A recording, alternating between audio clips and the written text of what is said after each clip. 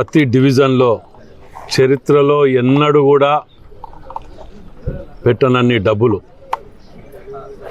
కాంట్రాక్టర్ల ఈ funds clear చేసుకుంటూ వాళ్ళకి అప్పు లేకుండా క్లియర్ చేసుకుంటూ ఒక భాగం అయితే ప్రతి డివిజన్లలో రోడ్ల మీద డ్రైనేజీల మీద ప్రజలకున్న సమస్యల మీద చిత్తశుద్ధితోటి ఇలా ఉదాహరణకు 4వ డివిజన్లోనే 4.5 కోట్ల రూపాయలు కేటాయించడం జరిగింది.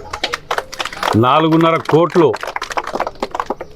1.5 కోటి కుడా నుంచి కానివ్వండి, 3 కోట్లు కార్పొరేషన్ నుంచి మేయర్ గారు గుండు సుధారాణి గారు కానివ్వండి, కుడా నుంచి ఇనియాల వెంకటరామరెడ్డి గారు కానివ్వండి, అందరం కలిసి ఒక టీం వర్క్గా 4.5 కోట్లు అంటే నిన్న మొన్న చూసిన ఒక రెండిట్లల్లా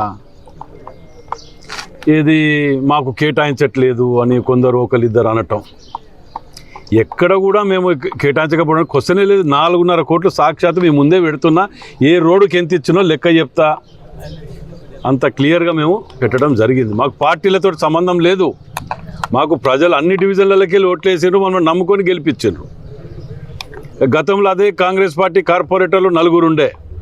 ఆ 4కి 50 లక్షల కంటే ఎక్కువ కేటాయించలేకపోయినరు. ఆడ ఉన్న కార్పొరేటర్ల మీద కోపం చూసిరు కానీ ఆడ ఉన్న ప్రజల మీద ప్రేమ మాత్రం చూపలేకపోయినరు.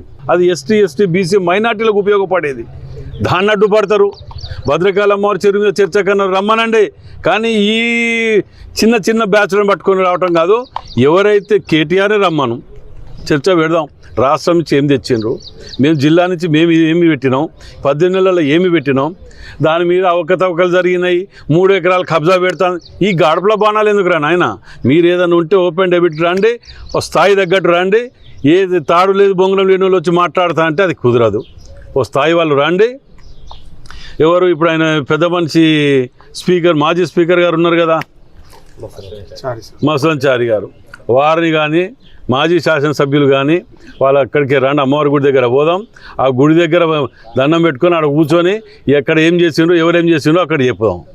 అది బాగుంటుంది. మీ మీడియా సోదరులే అంటున్నారు మమ్మల్ని, కొందరు ఏమన్నారంటే మేము ఇదివరకు అక్కడికి వెళ్ళి మమ్మల్ని వానలు పడుతున్నాయి మునుగుతున్నాయి అంటే మేము ఇక్కడ ఎక్కడో కాడ నీళ్ళలో ఉండి లైవ్ ఇచ్చేది, ఇప్పుడు ఇక్కడ ఎక్కడ నీళ్లు లేక పెట్టడానికి మేము దూరుకుడు అవుతుంది అంటాను.